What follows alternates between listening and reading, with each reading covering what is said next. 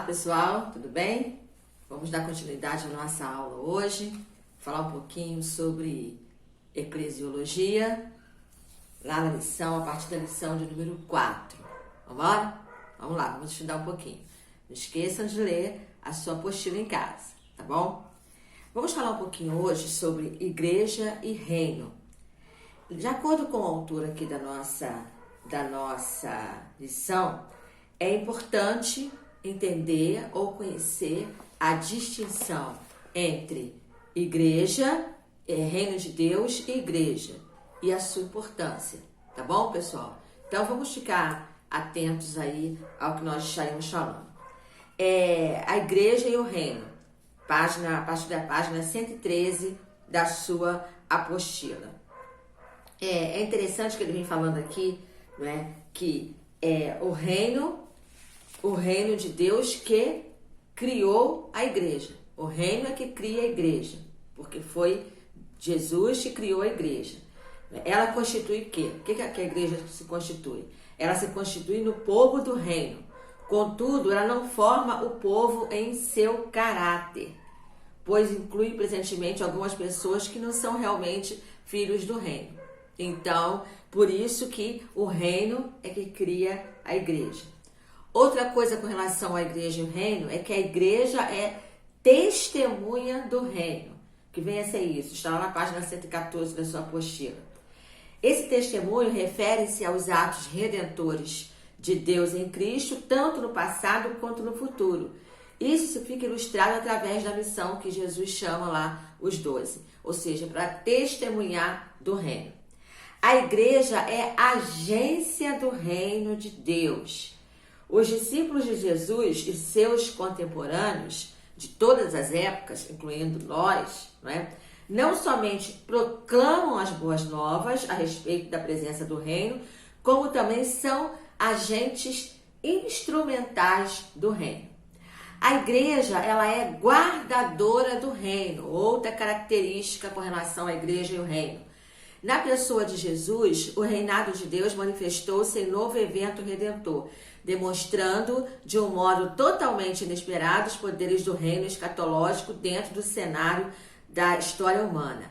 A nação de Israel como um todo rejeitou essa proclamação. Lembra lá como está escrito lá em João capítulo 1, quando diz que ele veio para os que eram seus e os seus não o receberam? Então, eles rejeitaram o reino, mas a igreja, ela guarda, ela é protetora, ela é guardadora desse reino, tá?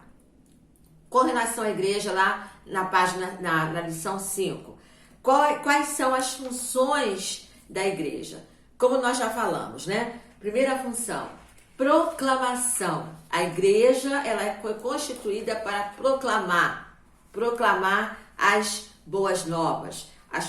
Entre as funções da igreja, a palavra grega, né, que significa, esse é um dos pilares da igreja, como a gente costuma dizer, né? É querigma, que enfatiza tanto a proclamação quanto o conteúdo dela, tá? Vem da palavra grega querigma. Então, proclamar as boas novas.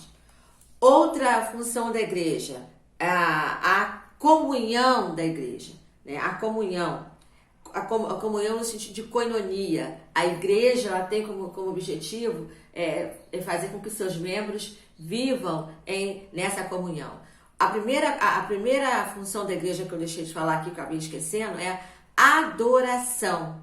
Isso aí, sem sombra de dúvida. Nós estamos, enquanto igreja, nós precisamos estar juntos também para adorar. Então, adoração, proclamação, comunhão. Outra função da igreja, evangelização e missões. Isso como está registrado lá em Mateus capítulo 28, versículo 19. A grande comissão, né? Todos os confins da terra. Né? Então, ao mundo, isso aí está falando sobre proclamar as verdades ao mundo. Então, evangelização e missões. Outra função da igreja, o discipulado. O discipulado, ele precisa seguir o ensinamento do mestre. Então, o objetivo do discipulado bíblico é levar as pessoas a conhecerem a salvação através de Jesus Cristo e a partir dali gerar outras vidas, anunciar para outras vidas, estar preparado para ensinar outras vidas. É aquela expressão que a gente costuma ouvir dizer por aí, né? Ovelha gerando ovelha. Outra função da igreja, a edificação. A igreja, ela precisa edificar. Edificar significa o quê? Crescer. Esse crescimento se dá o quê? Na função espiritual. Jesus nos edifica através da sua palavra e de outros crentes na igreja. A função da igreja é buscar o crescimento. Como diz lá o texto de quando Pedro escreveu, né? Antes crescer na graça e no conhecimento do nosso Senhor e Salvador Jesus Cristo. Essa é a função da igreja. Edificar, crescer, levar ao crescimento. Compaixão e graça, outra função da igreja. Isso aqui é no sentido, queridos, de estar voltado para o próximo, ter um olhar de compaixão para o próximo, estar voltado, entender a necessidade do outro. A igreja não é ONG, a igreja, ela não foi criada para ser uma ONG, mas a igreja precisa estar aberta, precisa estar com seus olhos abertos à necessidade do seu próximo. A igreja precisa estar atenta ao que se passa no seu entorno, para assim ajudar e assim testemunhar de Jesus, porque Jesus fez isso. Jesus olhou a necessidade do próximo. Jesus estava atento ao que estava acontecendo no seu entorno e a igreja também precisa. Então, é compaixão e graça para com o seu próximo. Na lição 6, a nossa apostila vem falando sobre a igreja, ministros e ministérios.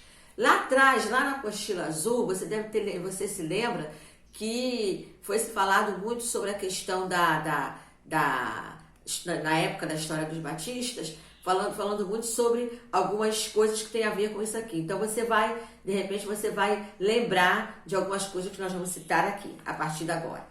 Mas nós já vamos só pensar, porque lá na história dos batistas nós já aprendemos, tá bom? Igreja, ministérios e ministros, a partir da página 119. O que se fala sobre isso? Primeiro, servidor. Lá no Novo Testamento fala sobre diaconia, a expressão diaconia, a palavra diaconia. Se designa o cargo e trabalho de um diácono. Trabalho de um diácono. Ou seja, aquele que está ali servindo como assistente, tá bom? Então, digamos assim, primeira função de um ministro, né, ou de ministério lá, de acordo com o Novo Testamento, tá bom? Outra coisa, ministro ou funcionário. A palavra grega liturgia é denotada primeiramente alguém que desempenhava um cargo público à própria custa. Então, em geral, é um funcionário público, ministro.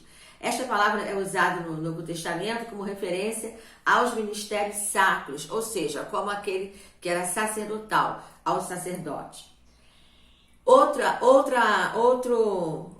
característica aqui, mestre e ensinador, que nós temos na igreja. Para este ministério, o grego usa a palavra didáskolos, daí vem a expressão didática. A palavra didática vem dessa expressão grega didáskolo, que vem daquele que significa o quê? Para designar pessoas aptas para ensinar, aqueles que estão ali para ensinar. Então, são os mestres da igreja, os professores de escola bíblica da igreja, aqueles que estão ali para preparar pessoas. Operário ou obreiro, né? O obreiro.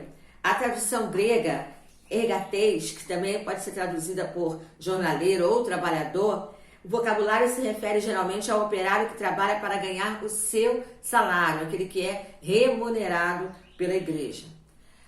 Outra expressão que está aqui é o remador auxiliar, lembrando naquela época daqueles grandes navios, onde era na fileira de baixo, no porão dos navios, que os remadores ali seguravam, né? Digamos assim, seguravam a onda daquele navio ali remando para que o navio pudesse seguir o seu trajeto. Significa, a palavra grega, né, no grego, hypertreis, que significa remador na fileira de baixo.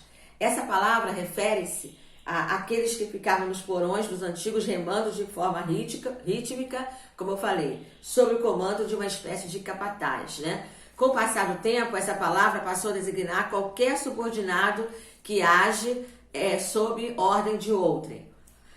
Era aquele ajudante da sinagoga, geralmente era um ajudante, esse remador auxiliar era aquele ajudante lá na época de Jesus que existia na sinagoga. O servo, essa palavra, ela vem do grego doulos, com o significado de escravo ou servo doméstico. O termo significa aquele que presta serviço completamente constrangido e obrigatório. Tá? Então aqui e ali se fala do servo, né? Se fala do servo. Esse é um apanhado geral da lição 4, 5 e 6 lá da sua apostila. Nós vamos continuar agora falando um pouquinho sobre a eclesiologia, o funcionamento, digamos assim, das igrejas batistas no nosso próximo vídeo, tá bom? Até o próximo vídeo.